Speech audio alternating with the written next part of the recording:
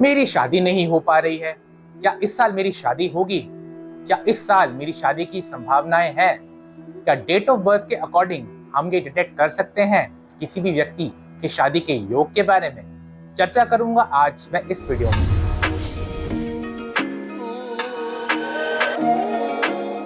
नमस्कार दोस्तों, मैं हूं चैतन्या डी साहू, एक प्रोफेशनल न्यूमरोलॉजिस्ट, और स्वागत करता हूं आपका आपके अपने चैनल अंकों की जुबानी पर। आज मैं आपसे चर्चा करूंगा शादी के योग के बारे में डेट ऑफ बर्थ के अकॉर्डिंग। मगर इससे पहले अगर आप मेरे चैनल पर नए हैं तो प्लीज मेरे चैनल को सब्सक्राइब करें, बेल आइकन को दबाएं ताकि आने वाली सारी इंफॉर्मेटिव वीडियोस की जानकारी आप तक पहले पहुंचे। तो शुरू करते हैं आज की चर्चा। दोस्तों, बात की जाए अगर शादी या मैरिज की, तो शादी या मैरिज बहुत ही पवित्र या सेक्रेड रिश्ता होता है। किसी भी व्यक्ति की अगर शादी होनी होती है उसमें हमें दो चीजों का ध्यान रखना बहुत ही ज्यादा जरूरी है। सबसे पहले उस व्यक्ति का खुद का इंटरेस्ट या खुद की मर्जी होनी चाहिए शादी करने में, और इसके साथ साथ परमात्मा या ईश्वर की भी मर्जी होनी चाहिए, क्योंकि जब तक परमात्मा या ईश्वर की मर्जी नहीं होती है तब तक किसी भी व्यक्ति की शादी नहीं हो पाती है, क्योंकि परमात्मा की मर्जी के बिना एक पत्ता भी नहीं हिलता है। ये दो चीजें बहुत ही ज्यादा इंपॉर्टेंट या एसेंशियल होती है शादी होने के लिए। आपकी मर्जी या आपका खुद का इंटरेस्ट प्लस भगवान की या ऊपर वाले की इच्छा। पर इन दोनों चीजों के अलावा क्या ऑकल्ट साइंसेस, चाहे वो एस्ट्रोलॉजी हो या न्यूमरोलॉजी हो, क्या इन साइंसेस के माध्यम से हम ये डिटेक्ट कर सकते हैं कि किस व्यक्ति की किस साल में शादी हो सकती है? जी हाँ दोस्तों, अगर बात करूं मैं न्यूमरोलॉजी के अकॉर्डिंग, तो न्यूमरोलॉजी के अकॉर्डिंग अगर हमें ये जानना है कि किस व्यक्ति की शादी किस साल हो सकती है या किस साल में उस व्यक्ति के शादी के योग हैं, तो इसके लिए हमें एक पर्सनल ईयर की कैलकुलेशन करनी पड़ती है। अब पर्सनल ईयर की कैलकुलेशन को करने के लिए सबसे पहले हमें एक कॉन्सेप्ट समझना होता है। तो अगर हमें पर्सनल ईयर निकालना होता है तो सबसे पहले हमें अपनी डेट ऑफ बर्थ लिखनी होती है, और अपनी डेट ऑफ बर्थ में हमारा जो ईयर ऑफ बर्थ है उसको हमें जिस साल का हमें अपना ईयर निकालना है या जिस साल का हमें अपना पर्सनल ईयर निकालना है उस साल को हम अपनी ईयर ऑफ बर्थ से रिप्लेस कर लेते हैं। आइए इसे एक एग्जाम्पल के माध्यम से समझते हैं। फॉर एग्जाम्पल, मेरी डेट ऑफ बर्थ है 11 दिसंबर 1991, यानी 11 दिसंबर 1991। तो अगर मुझे अपना पर्सनल ईयर निकालना है 2025 का, तो 1991 जो कि मेरा ईयर ऑफ बर्थ है उसको मैं 2025 से रिप्लेस कर दूंगा, और जो मेरा डेट और मंथ है वो कांस्टेंट रहेगा। तो मेरा पर्सनल ईयर 2025 का होगा 1 + 1 + 1 + 2 + 2 + 0 + 2 + 5, जो कि आता है 14। और 14 को जब हम फर्दर सिंगल डिजिट में ब्रेक डाउन करते हैं तो वो आता है 5 पे। 1 + 4 = 5। तो मेरा इस साल का यानी 2025 का मेरा जो पर्सनल ईयर है वो आता है नंबर 5 पे। पर्सनल ईयर्स जो है वो नंबर 1 से 9 के बीच में होते हैं। तो अगर बात की जाए शादी के पर्सपेक्टिव से, तो अगर किसी भी व्यक्ति का personal year number 1, number 5, number 6 और नंबर 3 पे आता है, तो इन चारों साल में से किसी भी एक साल में उस व्यक्ति की शादी के चांसेस या शादी के योग बहुत ही ज्यादा स्ट्रॉन्ग या प्रबल होते हैं।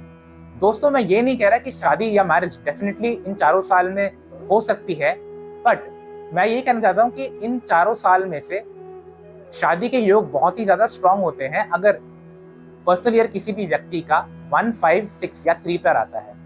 बात की जाए अगर पर्सनल ईयर 1 की, तो 1 रिप्रेजेंट करता है सूर्य को, जो कि इंटर्न रिप्रेजेंट करता है न्यू अपॉर्चुनिटीज को, न्यू बिगिनिंग्स को, और जो रुके हुए काम है वो पूरे हो जाते हैं। और शादी जो है वो किसी भी व्यक्ति की लाइफ में एक न्यू बिगिनिंग होता है।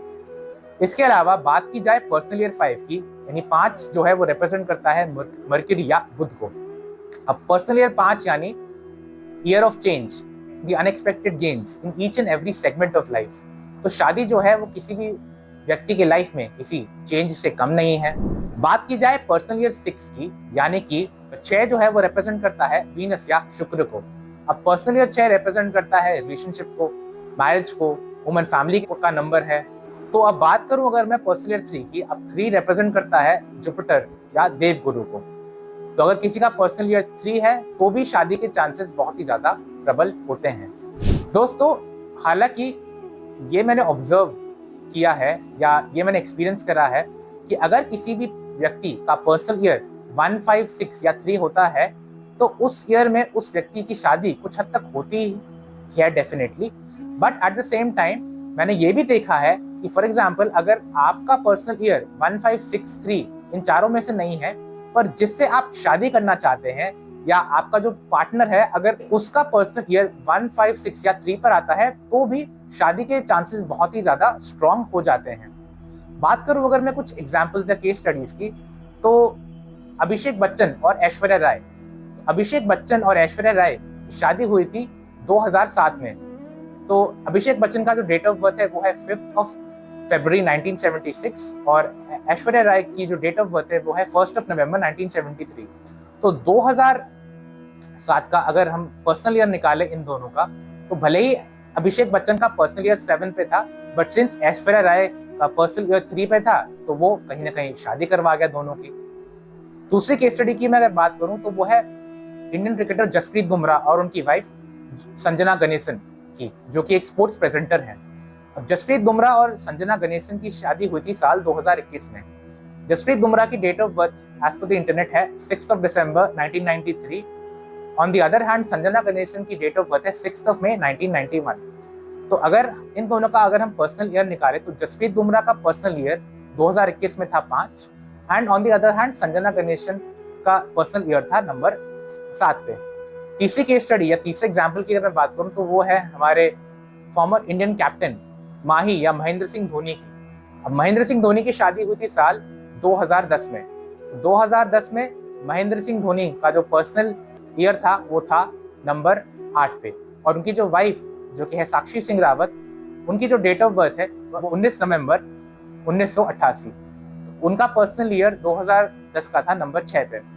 तो सिंस उनका पर्सनल ईयर नंबर 6 पे था, डिस्पाइट द फैक्ट कि MS धोनी का पर्सनल ईयर 1563 पे नहीं था, बट उनकी पार्टनर का जो पर्सनल ईयर था वो 6 पे था।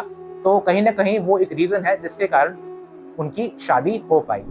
दोस्तों मैं ये कहना चाहता हूँ इन एग्जाम्पल्स के माध्यम से कि डिस्पाइट द फैक्ट आपका पर्सनल ईयर 1563 पे अगर नहीं है तो भी आपकी मैरिज हो सकती है, प्रोवाइडेड आपका जो पार्टनर या स्पाउस है उनका अगर पर्सनल ईयर 1563 पर आता हो। तो ये भी एक मैंने ऑब्जर्व करा है या ये भी देखा गया है कि अगर दो लोग का जो पर्सनल ईयर है अगर 1563 में से आता है तो ये एक स्ट्रॉन्ग इंडिकेटर है शादी का।